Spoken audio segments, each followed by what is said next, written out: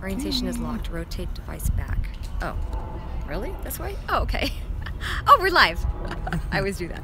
Okay, sorry. For some reason, it doesn't want it this way. See? Yes. I got to do it this way for a weird reason. Maybe it started out the way it starts out. That's the way it's going to be. Oh, learning technology-wise. Okay, sorry. This is going to be a very close interview. So, Billy, thank you so much for taking the time. It's my pleasure. Thank you. Will you introduce yourself? Yes, I'm Billy Gillespie. How you doing? Well, a little bit more than that. Oh, okay. Hi, I'm Billy Gillespie. Oh, much better. Yes, isn't it? I just want to show real quick the beautiful clouds and that we are at this wonderful Regency Theaters, which I have never been to before. And we just went to see a film. Can I just say 10 thumbs up? Can you tell them about the film real quick? It's an 11, actually. Yes. Yeah. Oh, Paul, Apostle of Christ. Yes. It's a great movie. It's a very good movie. I think everyone should see it. Beyond good. Come on, Billy. Yes. Beyond good. It's beyond good. It was, I mean, performance, cinematography, movement of my heart, mind, everything. Jim Caviezel. I mean, what was Mauritius? Whoever played Mauritius? Yes, they were all good. They were all wonderful. I'm blown away right now. Oh, we need lighting. We need better lighting. There we go. Let's use the sun. Shift this way. Yes. Natural lighting. That's Sorry, great. folks. I turned the phone the wrong way, and now we're stuck with it. Yes. So, Billy, you had said you would be a part of my show. Yes. I thank you for being my guest with Erika Toraya and Billy Gillespie. And I wanted to ask you about the story you wanted to share. Yes, you know, I am... and I'm going to just turn it over to you for a second. Okay. Okay, go ahead. Right. So I am as they say, a cradle Catholic. I was baptized Catholic. I went to Catholic school, raised in a very Catholic home. We went to Mass every Sunday. We fasted on Fridays. Every Holy Day, we went to Mass. When I stopped going to Catholic school, I went to CCD classes.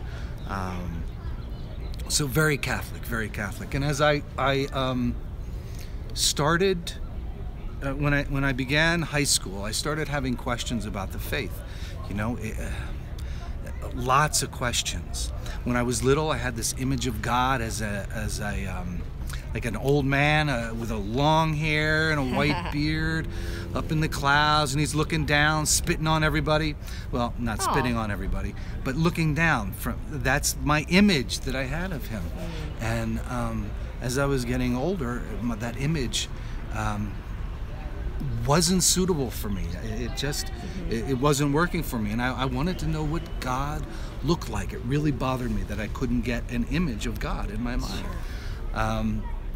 And also, I had real questions about Jesus Christ resurrecting from the dead.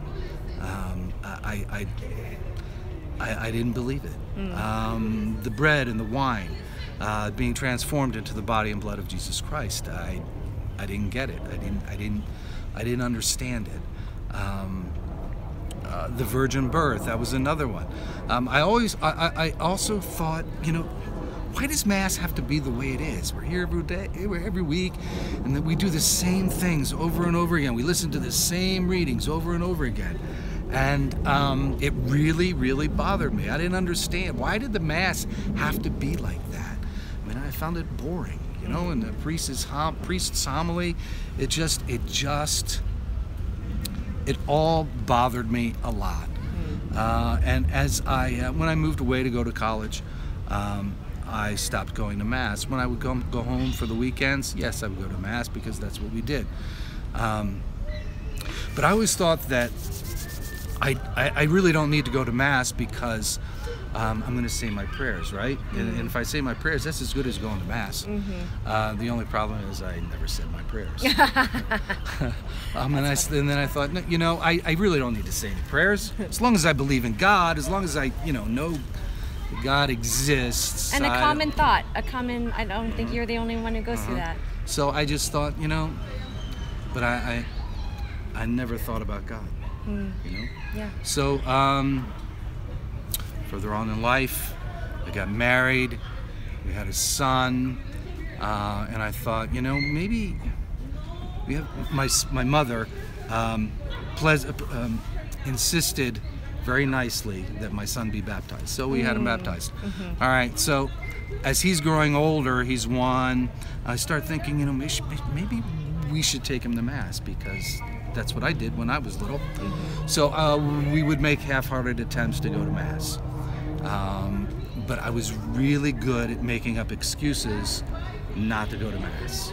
So flash forward, he's 5, we're now living in California, and I'm thinking he's going to be going to first grade pretty soon, and first grade means first Holy Communion, first reconciliation. So I struggled with, should I have my son go through the sacraments? I really don't believe. I'm really not going to church. That's tough, yes. So I really struggled, and after a long struggle, I said, okay, I'm going to have him go through the sacraments.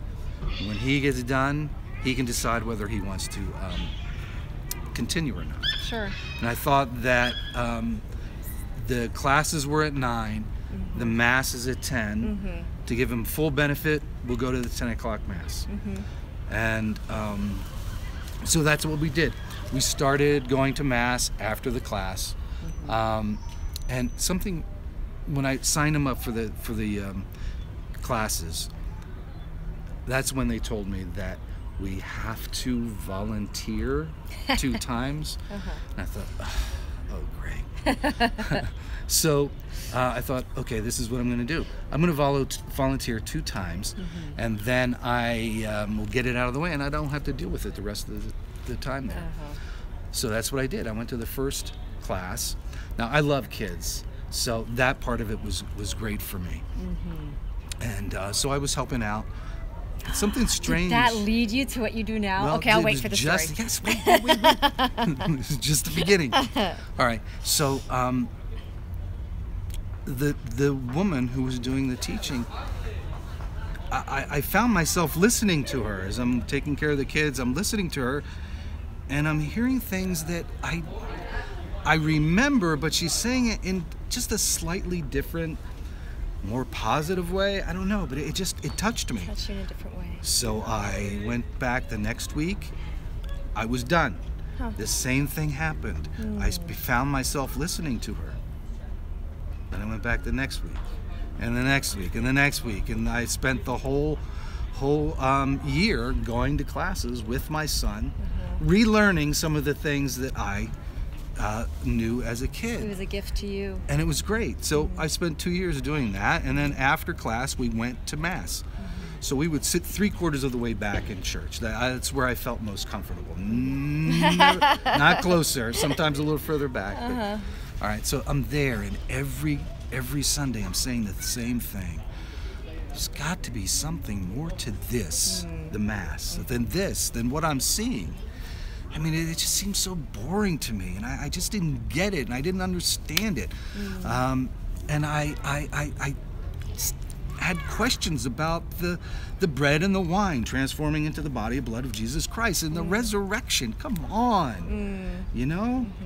And week after week, and sometimes I would be frustrated, sometimes I would be angry. I would listen to some of the homilies, and some of the priests' homilies, they would get me so irritable, and I'd go, ah, and I just walk up, stand up and walk out in a huff. That's how angry I would get. And I'd have to wait and calm down, and then come back and sit down, try to understand what's going on. Sometimes I would be bored out of my mind, and I'd be honestly half asleep. But we were there week after week, Sunday after Sunday, and always saying the same thing. There's got to be something more to this than this. And this went on for about 5 years. Wow. So, yeah. So one day, in Mass, slouched in the pew, half asleep, I get this feeling in my chest. And before I go any further, if somebody told me my story before it happened to me, I wouldn't believe them. I really wouldn't have believed them. Right. So here I am, slouched, and I start feeling this little bit of heat in my chest. And I sit up, and I'm looking on either side of me to see if anybody else is feeling something weird happening to them. And nobody, there's nothing on anybody's faces. And I sit there for a second, and in a matter of moments, there's this heat building in my chest, and my chest cavity opens up, and this heat is turning into a roaring fire. It's something that I can't see, but I can feel it. Sure. And it's hot, but it's not burning. It's not an ow, ow, ow fire. Yeah. It's a heat, and I can feel it. And in this heat, in this fire, is the most incredible feeling of love that I have ever experienced in my entire life. If you think you've been in love before, it's nothing like that. It's really indescribable, the feeling of love. Yeah. And here it is in my chest, and my chest cavity is opening up. And then all of a sudden, in my mind, I start saying, I get this, I get this, I get this, but I didn't know what I was getting. And then in my mind, it felt like curtains, one after the other, vroom, vroom, vroom, vroom, vroom, going deeper and deeper and deeper into my mind. And then every thought, every doubt, every question that I had about the faith, about the Mass, if it was all necessary, the body and blood, is it really, there's the bread and the wine really transformed into the body and blood of Jesus Christ, the resurrection, the virgin birth, everything was answered like that in one word. Amazing. Yes. It was like every question was stacked on top of one another and answered.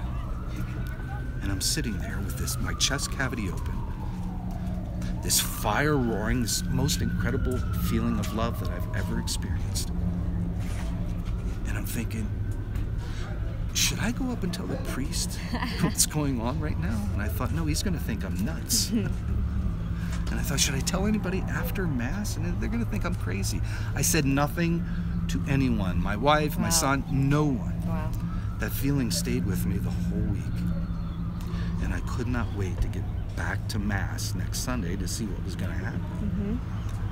As soon as I walk into the church, it was like I was getting plugged back in again. It was like, Wow. and the flame and the heat and the love intensified. This went on for several months, but every week I started moving up a pew or two, not saying anything to my wife or my son, just moving up. In about 8 weeks, we're in the front row, and all I could think of was, how do I get there? The tabernacle, because I just wanted to be close to Jesus, as close as I possibly could get. And if that's not weird enough, after that, sitting in the front pew, and this part went on for about 6-8 weeks, a word or a phrase that I needed to think about, to dwell upon, whether it was sung in one of the songs, whether it was in the homily, one of the readings, somewhere in the Mass, a word or a phrase that I needed to focus on that week would burn in fire in front of me. Wow. It took me a couple of weeks to realize that it was really happening, because I would like blink and go, nah, I can't be, but it's still there. Peace be with you. Without anxiety. It would just, whatever it was, it would be burning in front of me. So cool. And that went on, like I said, 6-8 weeks. This feeling inside of me stayed with me for months. Began to slowly subside, but almost every time I go to a Mass, whether it's a Mass or just going to a Catholic church, at some moment I'll get a little bit of that reminder of that heat. Pops into my chest for a moment or two, sometimes longer. After that, I would sit out at the benches by the classes waiting for my son when he was still going through the catechism process. And I would pass through by these doors, and it was the confirmation classes. And the kids, they would be sitting there like this, not paying attention. In another room, all the kids would be talking to one another, and the teacher would be going, wah, wah, wah, wah, wah. And I would think, oh, when these kids get out of here, they ain't never coming back. And I thought, and I would think, somebody has got to do something. And I'd say that. I'd say that every week. Somebody has got to do something. Who's that somebody? And it turned out that somebody is me. And to make a long story short, I had never been a teacher at that point. I never considered being a teacher. Wow. And I had a friend who was teaching a younger group of kids, and she said, you should teach. And I thought, well, I kind of was thinking about it. And so I'm going to get off my knees now. Keep going. I did my penance on my knees here. Okay, so going. I began teaching. And the first class of every group of kids that I have, I tell them my story. When I began this journey of asking the question, there's got to be something more to this than this, I didn't realize the ramification of that question. I just wanted an answer. And that passion, that desperation, I just wanted to know if this was all real, if the Catholic Church was real and everything that it said was real. And when I finally got my answer, I thought, now what do I got to do? Wow. And I had two choices, and I think everybody has two choices. They either walk away, yeah, I got the answer, okay, now what's for lunch? Or you follow Jesus. And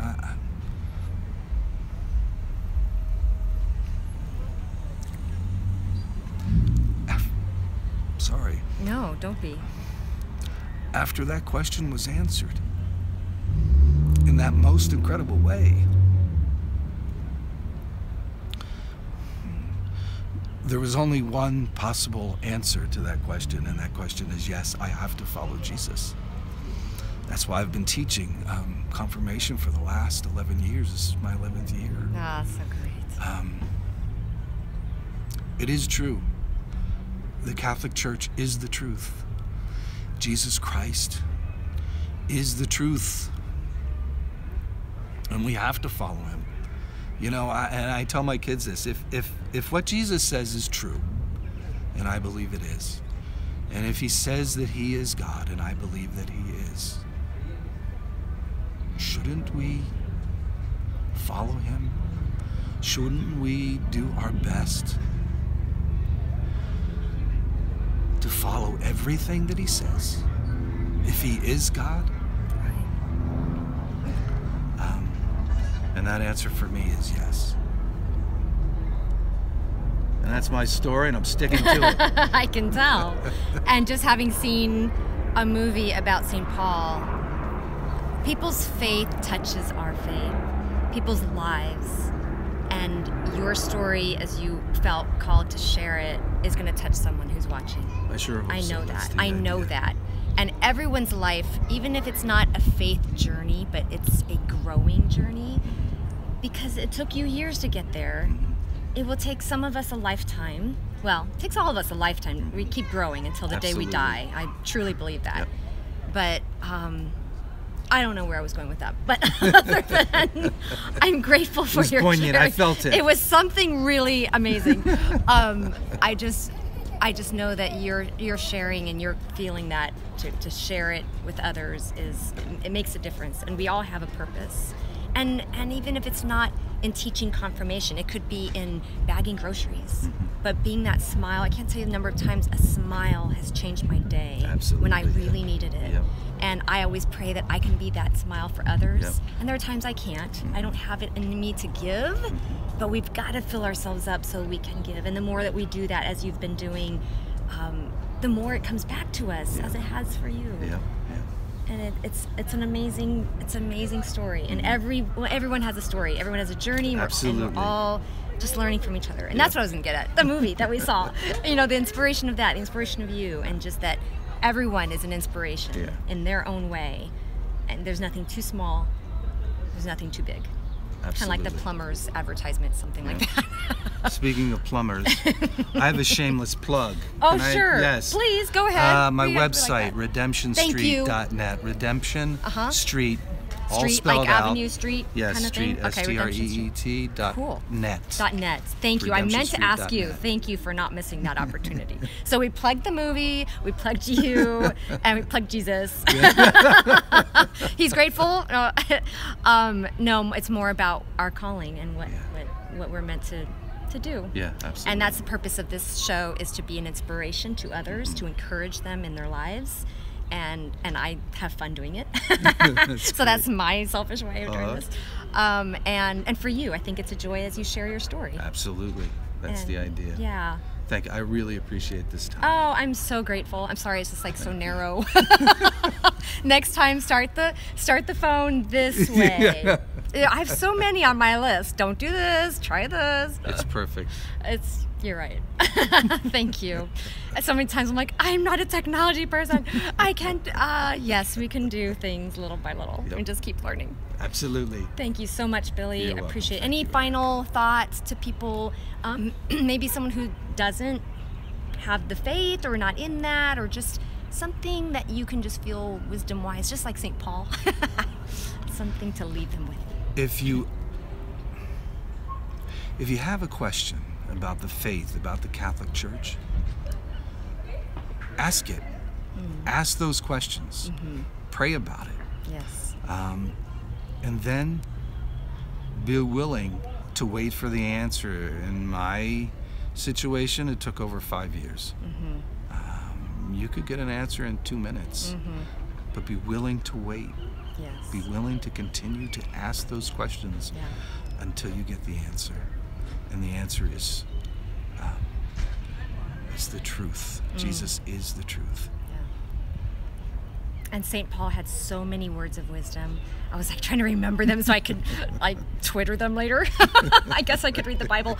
But there was one, he said, all men are a slave to something. Absolutely. That was one I was memorized. And then there was another one. Dang, I'm gonna have to think really hard. It was full of it. It was full of like, God, this is meaningful for me, for life. And this is a true man. I mean, this is a history, this is reality, this is ongoing faith. Yeah, you know, here's a guy who his favorite pastime, his favorite hobby was persecuting Christians and killing Christians, pulling them in chains so they could be fed to the lions. Right. He enjoyed that. Yes. And how does a man go from that to loving? And being giving. A pillar of the church. Yes, absolutely. A man of total humility, wisdom, love, light. Yeah. That means it can happen for all of us. Absolutely. And it does. It is open for everyone. All right. Thank you, Billy. You're I appreciate that. Thank you. Go be a blessing to all those around you. Thank you so much for being with us on Be My Guest. Is that the name of my show? Yes, Be My Guest. I had a moment of like, what is it? All right, everyone, enjoy. God bless you. Enjoy your day. Bye. Goodbye. And then there we go.